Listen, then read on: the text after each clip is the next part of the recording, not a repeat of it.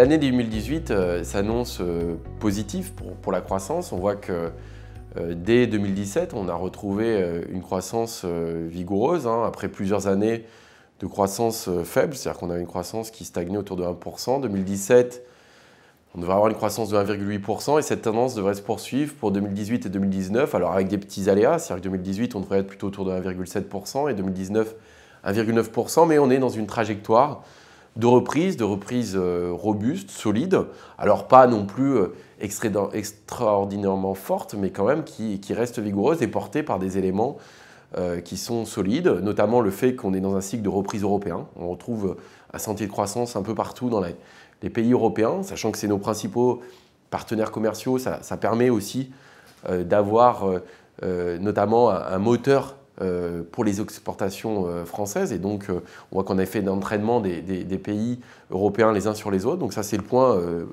on va dire, primordial. Le deuxième, c'est qu'on a une politique monétaire qui est toujours accommodante et donc des conditions de financement pour les économies et notamment pour les entreprises qui restent quand même très favorables. C'est le deuxième point. Le troisième point, c'est la politique budgétaire. On voit que pendant de nombreuses années, on avait une politique budgétaire restrictive, ou qu'on peut nommer aussi d'austérité ou de consolidation budgétaire. Aujourd'hui, on n'est plus dans un scénario de réduction à marge forcée des déficits. Donc ça libère un peu d'espace. Il y a beaucoup de transferts, des transferts fiscaux. On a des baisses de prélèvements d'un côté, on a des réductions de dépenses publiques de l'autre. Il y a beaucoup de transferts, mais on n'a pas une politique globale de réduction forte des déficits publics. Donc ça ne pèse finalement assez peu sur la croissance comme on a pu avoir par le passé. Et puis, dernier point, finalement, c'est aussi les acquis des mesures fiscales passées. On voit que le CICE ou le pacte de responsabilité, notamment, ont permis de redresser la situation financière des entreprises.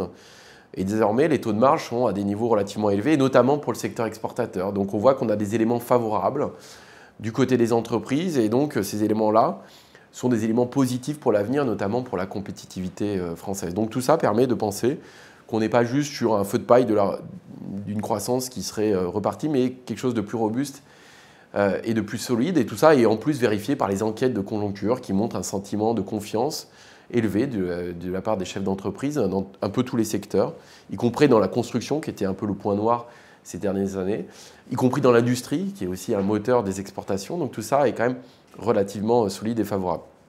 Du côté de l'emploi, finalement, le schéma poursuit un peu aussi cette tendance haussière sur la croissance. C'est-à-dire qu'on voit qu'on a une reprise de l'emploi qui a été finalement assez marquée, mais finalement un peu avant de la reprise de la croissance, c'est-à-dire à partir de 2015, on a à nouveau créé des emplois en France. Si on regarde là sur les 2 dernières années, d'ailleurs, on a quand même une reprise d'emploi assez nette, on a à peu près 500 000 créations nettes d'emplois. On voit que le taux de chômage recule, alors certes, finalement, on va dire de façon relativement tendancielle et finalement assez modeste par rapport à la hausse passée, mais quand même, on a quasiment une baisse de 1 point du taux de chômage, on va dire, au cours des 2 dernières années. Cette tendance devrait se poursuivre avec quand même des aléas et on va dire il faut quand même mettre des points de vigilance là-dessus. C'est-à-dire que par exemple sur 2017, on aurait à peu près 250 000 créations d'emplois. On devrait continuer à créer des emplois en 2018, mais nous, notre prévision, c'est plutôt 2 fois moins. Ça serait entre 120 et 130 000 créations d'emplois, malgré une croissance qui reste robuste. Alors pour ça, il y a 2 explications. La première, c'est que les dispositifs fiscaux, CICE, pacte de responsabilité, qui baissaient le coût du travail, qui enrichissaient la croissance en emploi, finalement, sont arrivés à terme. Et donc, on n'a plus ces effets aussi positifs. Et puis, encore un point aussi du côté de la fiscalité. Par exemple, il y avait la prime à l'embauche qui permettait de baisser le coût des nouvelles embauches, notamment sur les bas salaires et dans les PME. Ce dispositif n'a pas été reconduit. Donc, on voit que, finalement, on a une croissance qui va être robuste, mais moins riche en emploi. Ça, c'est le premier point. Le deuxième point, c'est plutôt du côté des politiques de l'emploi et notamment des emplois aidés. On voit qu'on a une réduction rapide et massive du stock d'emplois aidés, notamment des emplois d'avenir. On en a eu à peu près, on avait 320 000 contrats à peu près en 2017.